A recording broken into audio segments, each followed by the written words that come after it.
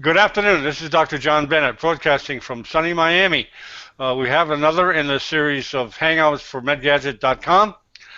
Today we have Homayoon Kazerooni, formerly of Ekso Bionics, currently of US Bionics, with the famous Exoskeleton, and he's going to talk about that technology. We have a couple of members of the panel. First we'll introduce them, and then we'll turn it over to Homayoon. Good day, Gene. You're muted. Hi everyone, I'm Gene Ostrovsky. I'm the editor of MedGadget, and I'd like to thank everybody for coming to the Hangout. Welcome, Gene, head editor of MedGadget, and we're graced with Fran, a late arrival. Hey, Fran. Hi, how you doing? And can you tell us a little bit about yourself? Yeah, I actually have been involved in organizing the Robo Universe conference, and had the pleasure of also attending a full-day event up at Harvard Medical School, organized by Connor Walsh, and did hear Dr. Kazerooni speak there with several others, and it was a great day of talking about just general medical advances in robotics in general. Okay, Fran, welcome. And Dr. Kazerooni, it's all yours. Well, thank you so much for giving me the opportunity. I am a professor at the University of California, Berkeley, and the company that we're working right now to grow is called US Bionics, doing business as suitx. It is different with Ekso Bionics you mentioned here. However, to give you the summary of that, suitx is providing low-cost, accessible exoskeletons currently at 2 markets. And right now, I think maybe your focus would be on a medical exoskeleton, which we call Phoenix. But we also do have exoskeletons for sale and production, actually, for industrial applications, for industrial workers, which they minimize the risk of injuries at various joints. So these are 2 separate technologies we bring from the lab at Berkeley to market. You know, that is basically how we work. We do a lot of development in the laboratory at the University of California, Berkeley, and then we get out and we try to bring that technology out to people. That's a summary of our work at suitx. As far as medical exoskeleton, we call that Phoenix. Phoenix is a medical exoskeleton that is about 13 kilograms. It's about 26 pounds, and it is we consider it as one of the lightest and most advanced exoskeleton that we have created over the last 30 years in my research work. And the entire emphasis on this exoskeleton has been to reduce hardware and complexity of the hardware and add to software and intelligence, onboard software intelligence. And that has made this device rather accessible. That was the whole promise that we started working on this platform 5 years ago, because previous exoskeleton we sold, or what is available out there, are rather expensive, are not affordable, and our job as engineers and scientists is to go back to the drawing board to figure out what we could do, what can we make a device out of least amount of hardware and complexity. And that makes it a very difficult design process. That is the whole thing we did work on for the last 5 years, to come up with something rather simple.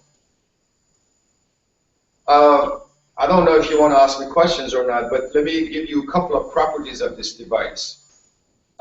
Phoenix has very interesting characteristics. It doesn't have power and actuation at its knees, although current exoskeletons, in particular the one that we made ourselves a long time ago called Exo, they have powers and actuation at the knees. Right?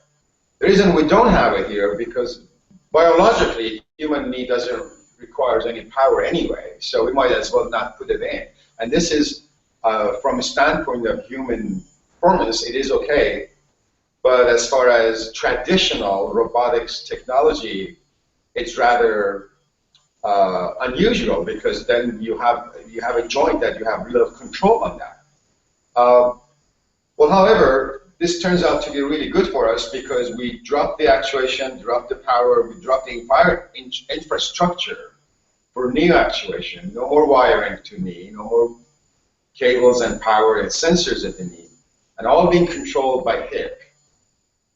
However, the control is so clever that without any actuation at the knee, the device is able to clear the ground and create locomotion for the person. I mean, that's one clever design issue that manifests to benefit to the user: lower cost, better robustness of design, easier manufacturing. So that was like one of the things we did. We had sensors at the foot. We dropped that sensors, and we tried to compensate that, understand different phases of walking by software and estimation. So this is the way we have been going through. That's one of the characteristics. There is another interesting characteristic about this device. It's modular. It means you can separate them, can separate the hip from the knees, and you can put it together. And this has very good advantages. It allows the person himself to put the device on and off while sitting on a wheelchair. So you don't need anybody else for that. Number two, it's easy for transportation and going around with it. And the most important thing is the legs themselves. The legs themselves that we are providing can be replaced by a traditional orthotic knee ankle orthosis. You can put that in there. So that means that if a person has a custom-made orthotic device, you can use that instead of universal leg we are providing. Of course, you have to replace the knee, which is pretty straightforward. So this allows for a more friendlier device, number one. Number two, the entire walking mechanism becomes more biomimetic. It's not a robotics walk anymore. It's actually, people who have worn that, they're telling me it's lighter, they're able to actually walk the way they are, rather than being driven by a robot. So these are beginning things that we have entered into Phoenix. We think the cost of that is maximum no more than $40,000. Currently, we are putting a manufacturing facility to drive the cost even lower. So there's a couple of properties. I don't know, you can ask me more questions and maybe I can come up to some other characteristics, but these are highlights of Phoenix. Okay, yeah, thanks, Doc. You know, just a general question to start things off for people that really don't know too much about exoskeletons. Can you take us, and you've been in the field for a long time, could you take us on the major developments of the exoskeleton since it's been around for 30 years, the major developments of the last 30 years? Good question. Within last 30 years, we started our work on exoskeleton for upper extremity, for arms. Mm-hmm. And we designed all kinds of exoskeletons and augmentation of arm motions. And they are now currently being marketed in various places for industrial pick and place.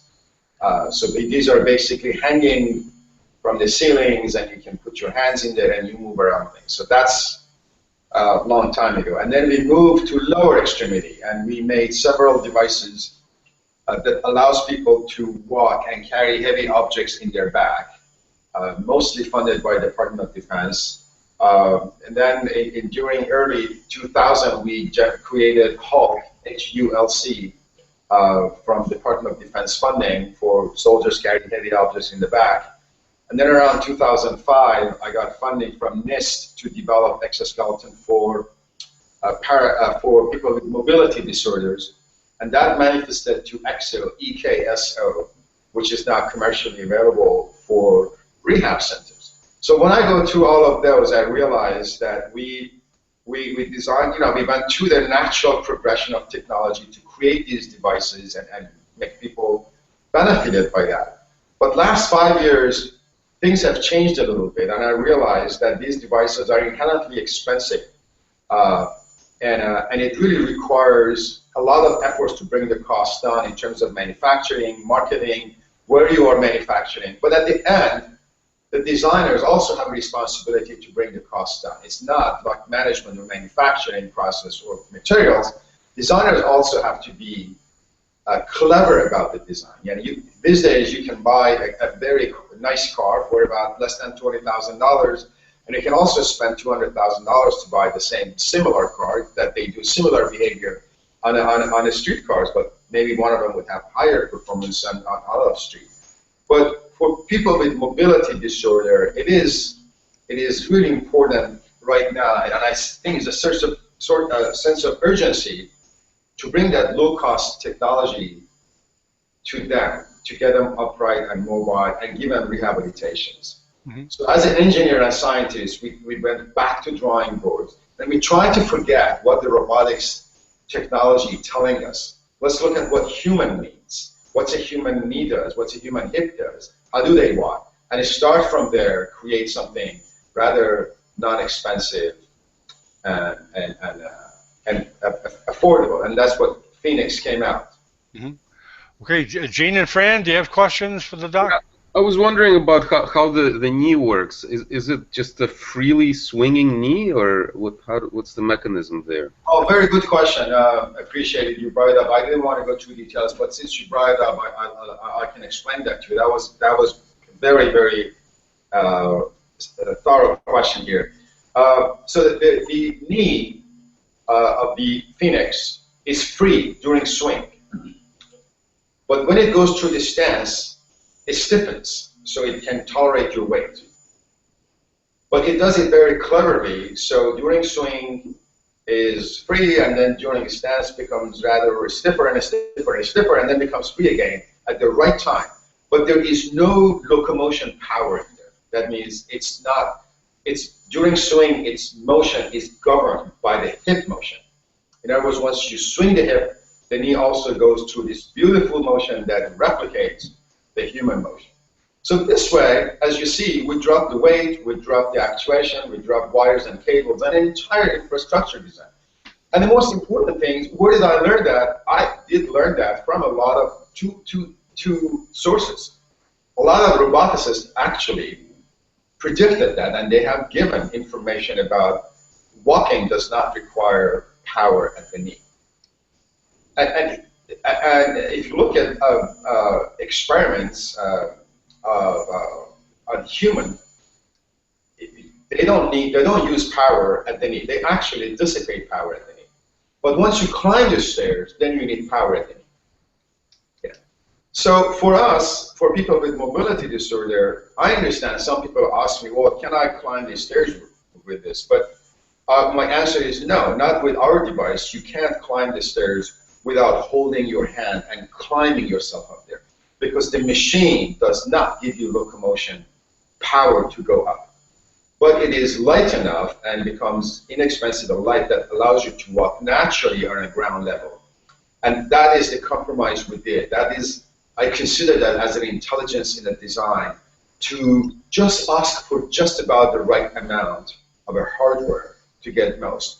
If I would include motors and actuators, everything on the knee on a traditional robotic way, then I would have this bigger system.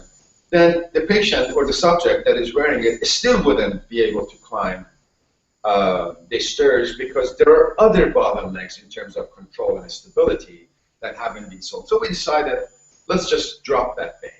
So to some extent, from a standpoint of purist, this is an incomplete robot. Well, we're looking at it, we say, no, this is actually cleverly designed to give the minimal to go forward. So there's two different school of thoughts here, and I'm so glad you brought that very clever question to Kazakhstan. Do you see the possibility? Do you see a possibility of combining these technologies so that you could have something like locomotion at the knee to get up stairs? I don't know, without all the complexity that would be required in previous exoskeletons. Yeah, well, my argument is we don't climb too many stairs, and I think if people have mobility disorders, let's just settle with climbing a few steps on a curb or something. I understand. But even if you want to climb the stairs, an experienced user can climb by holding on a rail and go up at this time. So concerning your questions, currently, right now, I don't have a very, very good solutions that is practical to tell you this technology we have allows for climbing stairs without adding locomotion power to the knee. I don't have a good one yet. We're thinking about it, but all our thoughts are to get more performance, as you suggested here, but without adding too much into the device. Maintain still the lightweight and simplicity. Right. And also, I had a question about like when the person using it is walking, does it react to the motion, or does the user have to like actively? Because I know some exoskeletons in the past, the person had to like push a button to get the leg to move. Does this recognize that the person is kind of starting to walk? Yeah, I think the whole hardware is one side. Then there is another element which you brought up, is about human-machine interface. How do you make the robot work for you, walk for you? How do you command it? And there are many ways of doing it. Like, for example, you can swing left and right, or basically put your right leg, measure your right leg forces versus left. There are many ways of doing it. But this time, we decided to go even more simpler. We have put 2 push buttons on the crutches. That's it. One of them tells you stand up, and if you push the same one, you go down to sit. And the other one, go forward. That's the simplest thing. But of course, you can reprogram these switches. For example, you can program the switch such that every time you push the button, you go 1 step. You can program it, so if you push the button, you just go forward until you push it again.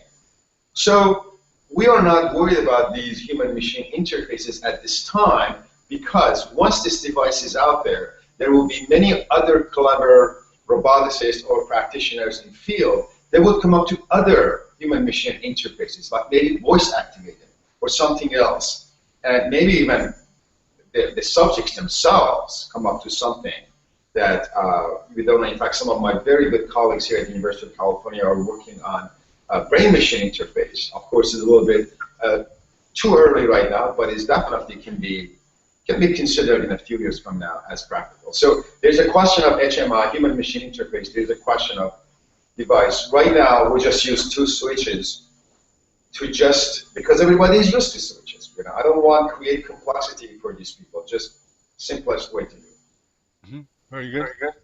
Fran, do you have a question? Fran, you're muted. Take off the mute button. I got quite a few questions here.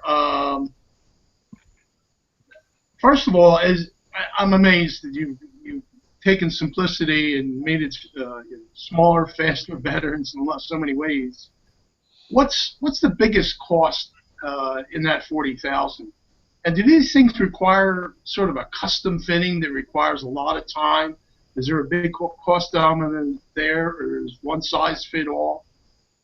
That's really a perfect question. I'm so glad you brought up how we can actually, where does the cost comes from? One of the, as we made this device modular, and also no actuation at the knee. That means the subjects can use traditional orthotic devices with our system.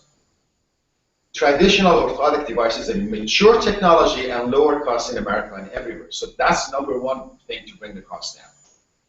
What is the cost? Usually, right at this time, the cost for us is making things and the cost of labor. When it comes to make, for example, the hip, the actuation, adjustability, all of mechanisms cost labor. And the labor, the cost of living in America is pretty good, fortunately, is all high, but at the same time makes things expensive. So we have no choice to go somewhere else to make those if we have to. But we don't have any magic component in this device that makes it expensive. It's just the integration of everything. At the end of the day, you have to pay all the people who have been machining the parts. buying the parts, putting it together, and then you send them out. So we have reached $40,000, which is half of the cost of a competing product. And it will go even down to $20,000 according to the prediction I have. But what I am really counting on is subjects, especially rehab centers. Our rehab centers, if they purchase this device later on, once we get approval, the rehab center would use traditional orthotic devices. And using those traditional orthotic devices, they would be able to connect those to our rest of the system.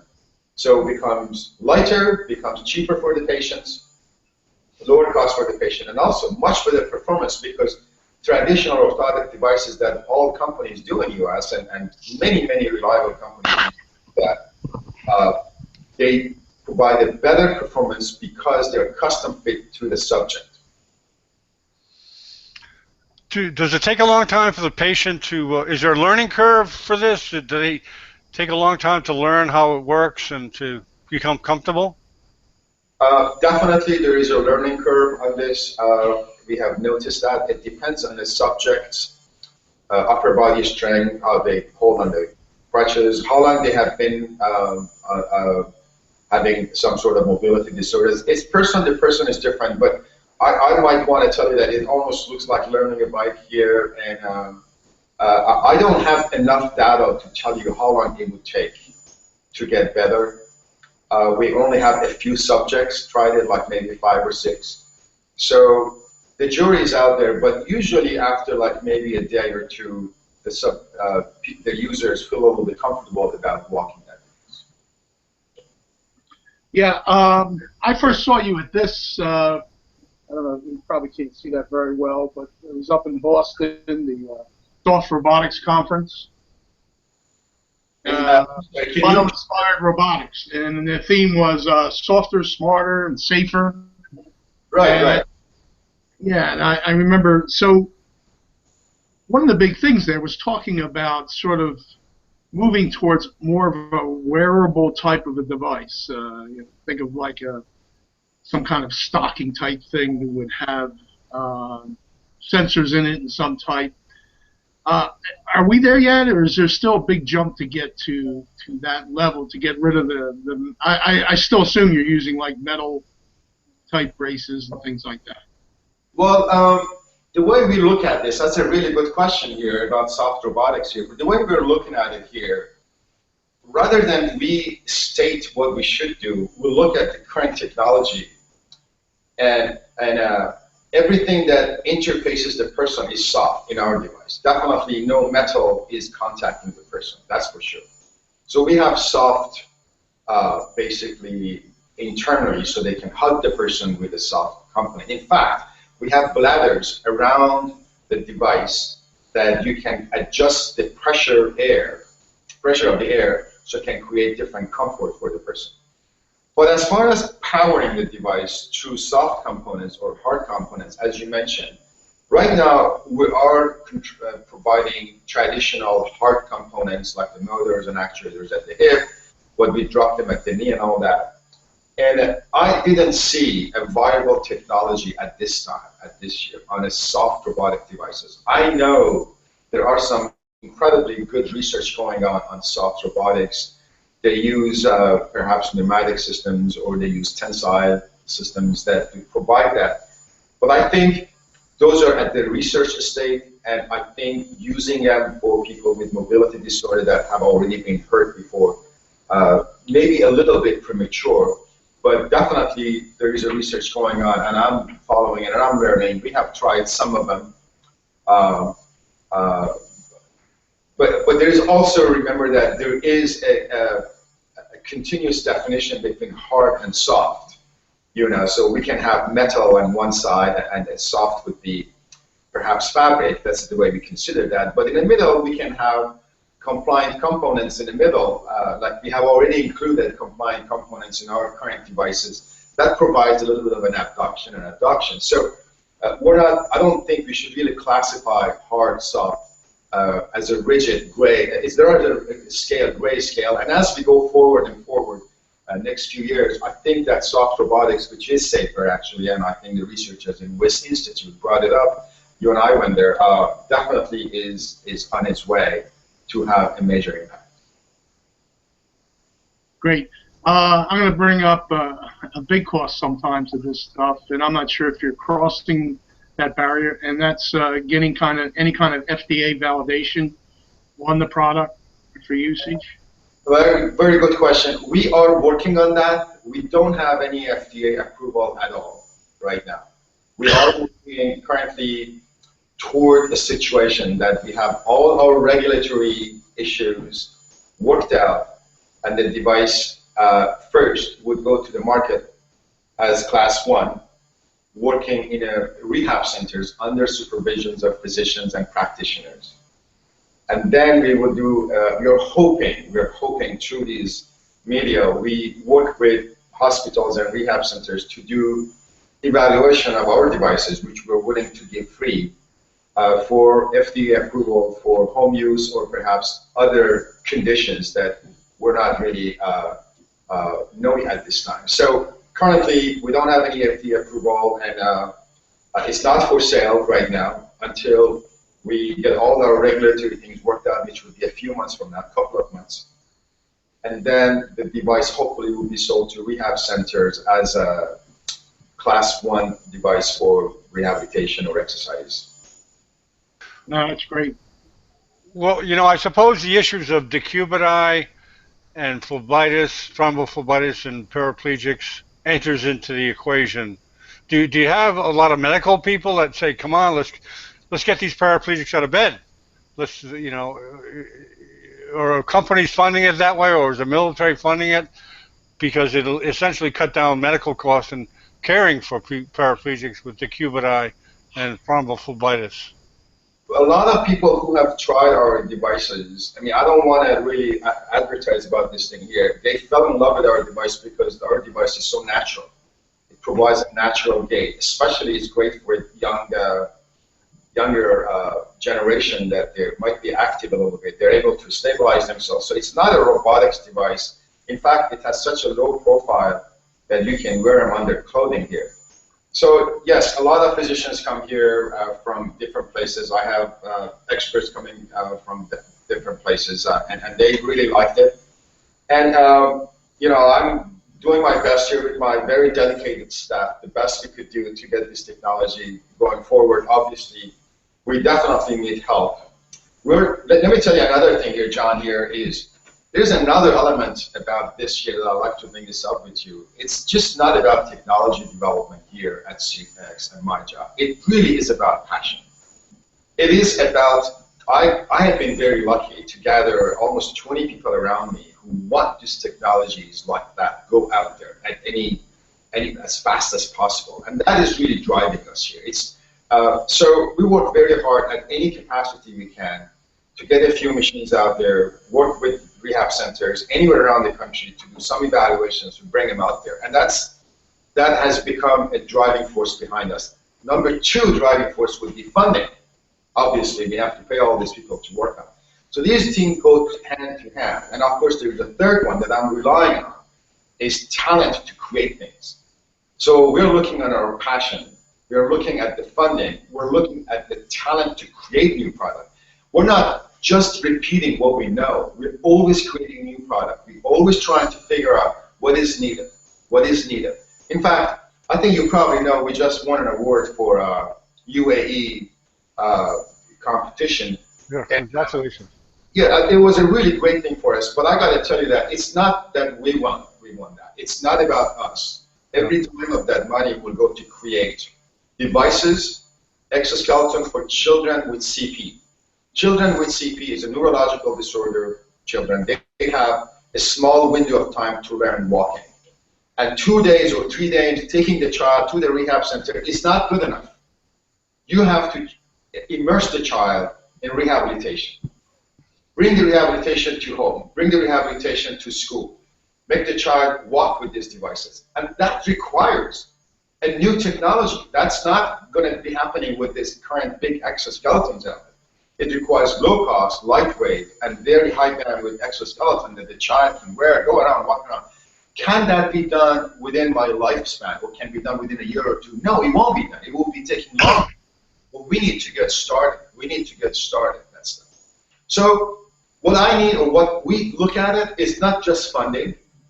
Funding would be of a great help to us. We always need funding from a great investors, with people with good heart. We would love to have them in our team because we don't have much funding. But we are also relying with talents that I'm gathering around me to create technology for new technologies. We just can't wait to create exoskeleton for children, that they need that at the age of 4 or 5 once diagnosed with CP. So we're dedicated to that. We want to go forward, and we use any kind of help from any place to push this forward. You know, a couple of weeks. Go ahead. I'm sorry, I interrupted somebody. Well, Doc, I know we had a gentleman a couple of weeks ago with a robotic arm from Johns Hopkins, and they received a lot of funding from the military. Does the military fund part of a project like yours? I'm sorry, what was the question? Does the military fund part of your project at all, or do they get involved, or they? Unfortunately, military has not supported our work. We would love to work with VA, or perhaps anything within military, to provide these at low cost to returning amputees or to returning veterans or whatever it is. We are completely dedicated. In fact, I was going out of my way to call them up, and I said, look, we're willing to give some of these machines free to VA so you can just simply test it to just see how good it is, because I am pushing for a bigger wave to create a better quality of life for people with mobility disorder. And that's becoming our thesis. That's becoming our slogan to do that here. It is within us. That's what we are working very hard. I'm gathering talents. I'm doing fundraising, all of those, because we really want to push this thing a little bit faster. Yeah, I have a question. First of all, I admire your work and the things that you're doing there. But if I look beyond, I mean, we're looking at that this device for fixing disabled people, and you know, there's certainly a significant market there. But we have an aging baby boomer population, and probably one of the biggest problems they all have is their hips, their knees, you know, just walking. And once they start to have problems there, it's all downhill. I think your big market, your home run in the future, when you get to a certain point, is going to be in, you know, the elderly population as an alternative to really expensive operations on hips and knees and things like that. I'm sure you thought of this. This isn't a new idea, but I mean, where is that in your time frame? I got the applause for you for a very important issue here, and that is about aging population, or basically people who are mobile, upright and mobile, but simply they get tired, or basically they get fatigued, or they have some inability. And I'm one of those myself here, so I got to tell you that that's definitely in the market, right? I haven't forgotten. And let me tell you, just for briefly, as long as we have time, this Phoenix, it's modular. You can take the hip out, and you can just simply wear the knees, and that helps during giving you more stamina during stance. Number one, that's something we have already thought. And if you look at our website, we have a whole new set of exoskeletons for industrial applications that they support your back, they support your knee, and they support your shoulder during hard work. If I'm sitting on this table, this is like an easy job. I'm sitting there, there's really not much pressure on me. But when workers move around, or you and I, they bend to do things, when we squat to do things, and we lift things, very small things, when the posture goes through these wrong situations, our exoskeleton, which is called Max, it's called Max, not Phoenix anymore, it's not non-medical device. It basically augments your ability. That already something we have been working on. In fact, we have been promoting it, but unfortunately, Phoenix right now is getting, unfortunately, actually, Phoenix is getting attention here, but we haven't forgotten about that population. And in fact, we're targeting that too. One of the important elements of these devices, again, as you would know, for aging population, is to make sure they don't get injured just due to wrong postures. That's all it is. They don't pick up heavy things. We want to make sure they can walk more. We want to make sure they can squat easily. They can get up the chair We want to make sure they can lift their hands and actually do some work at home and things.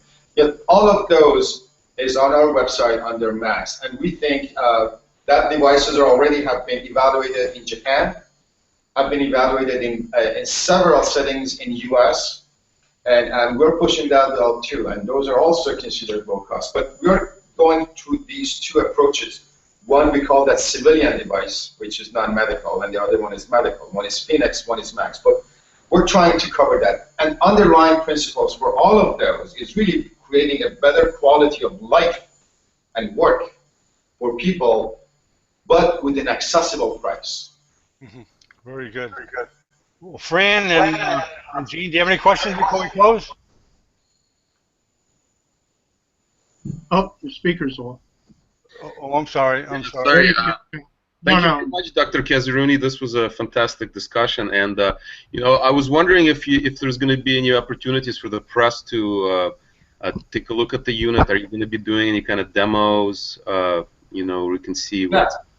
We definitely do that. We are absolutely having a great deal of respect with journalists and press because I want them to come.